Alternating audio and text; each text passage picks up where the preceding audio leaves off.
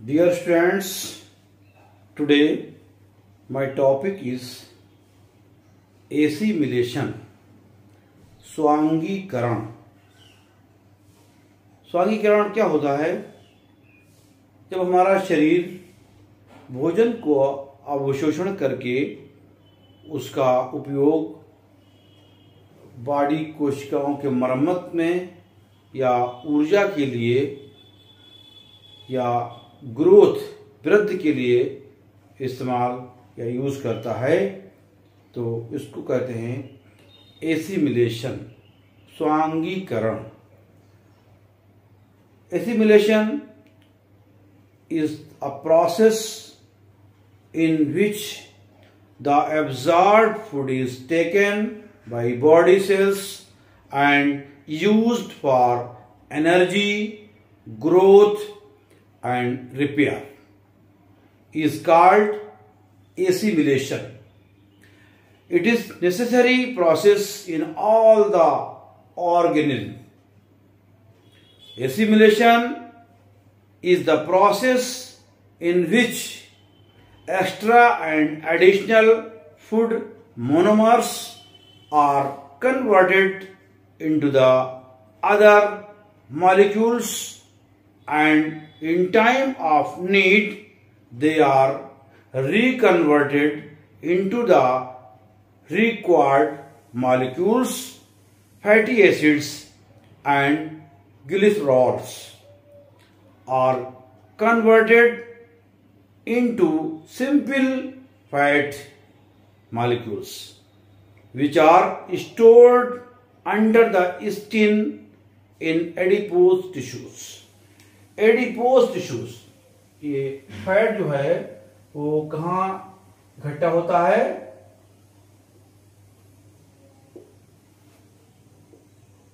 Adipose tissues. ये adipose tissues कहां होते हैं? Under the skin.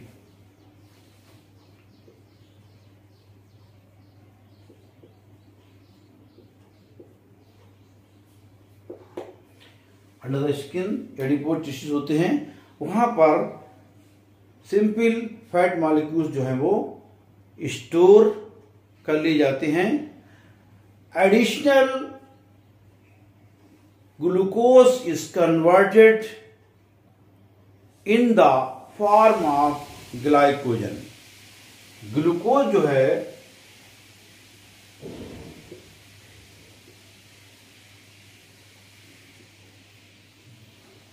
in the form of glycogen.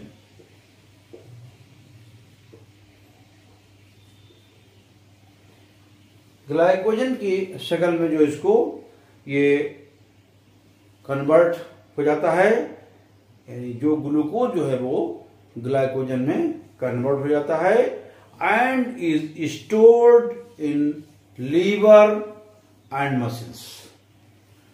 कहां पर ये होता है?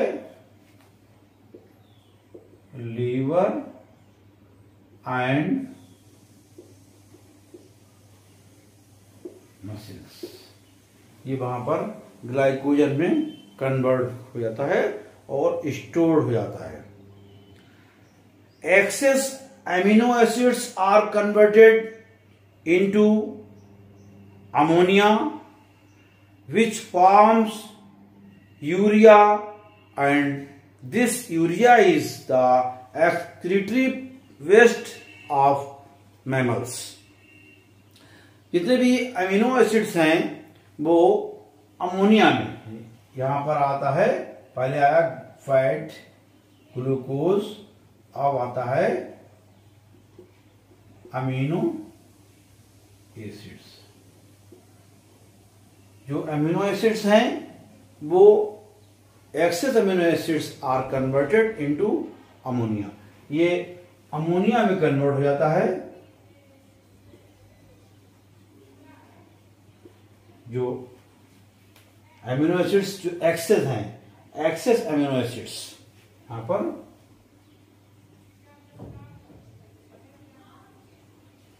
एक्सेस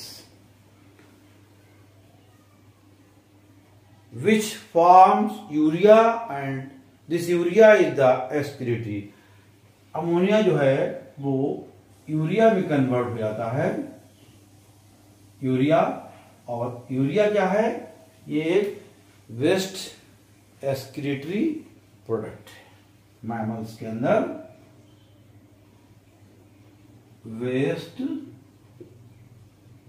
एक्सक्रीटरी प्रोडक्ट,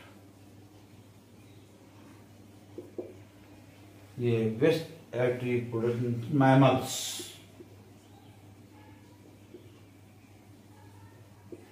मैमल्स के अंदर ये होता है।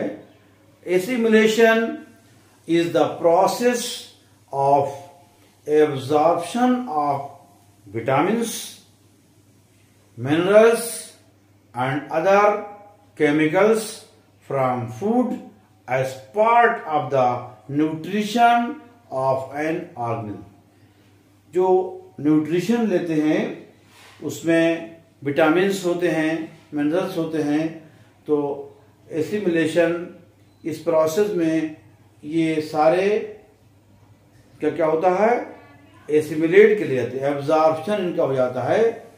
एसिमिलेशन के प्रोसेस में ये जितने भी हैं विटामिन्स,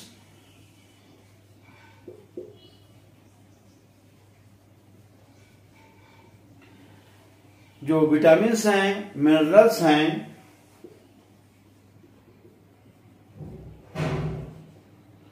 एंड अदर न्यूट्रिएंट्स,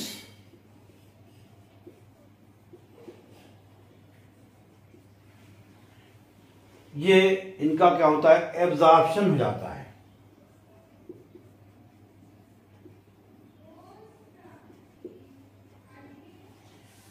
इनका एब्जॉर्प्शन हो जाता है और ये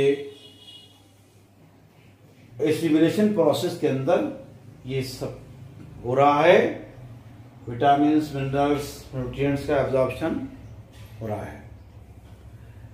in humans this is always done with a chemical breakdown, enzymes and acids and physical breakdown.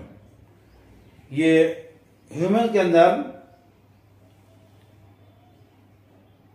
Chemical breakdown होता है।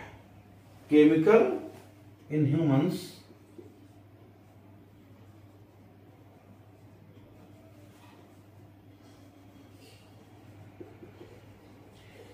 Chemical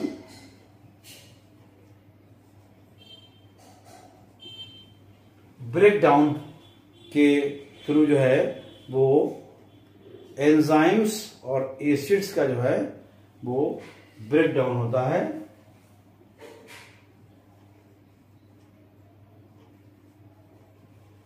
enzymes and acids.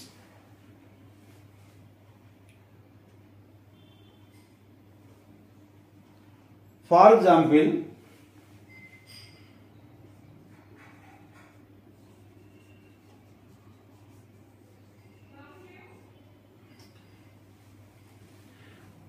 glucose is used in respiration to provide energy.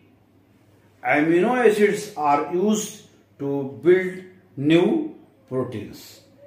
इसका breakdown का मतलब क्या हुआ? यहां पर example आपको दे रहे हैं कि ग्लूकोज जो है वो यूज हो जाता है, रेस्पिरेशन में उसका यूटिलाइजेशन होता है और provide energy.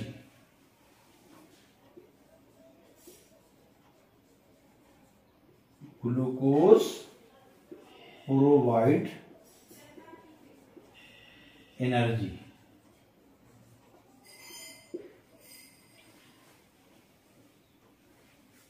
Glucose is used in respiration to provide energy and amino acids are used amino acids, for example,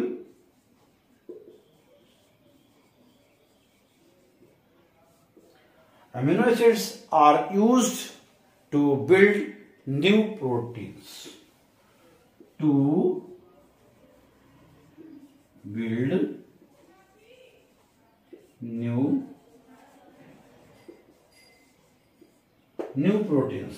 ये अमीनो एसिड्स का इसका ब्रेकडाउन होता है, तो ये न्यू प्रोटीन्स बनते हैं और ग्लूकोज का इससे जो है एनर्जी प्रोवाइड होती है, हमारी बॉडी को एनर्जी प्रोवाइड होती है। तो ये स्वांगीकरण जो टॉपिक आप पढ़ रहे हैं, ये एसिमिलेशन, ये सारे फंक्शंस एसिमिलेशन के अंदर आते हैं। और होप प्यारे बच्चों, उम्मीद है कि आपके समझ में ये स्वांगीकरण टॉपिक या एसिमिलेशन क्या है ये समझ में आ गया होगा। Thank you, take care. आज के लिए इतना ही और मिलते हैं अगले वीडियो में, अगले वीडियो से।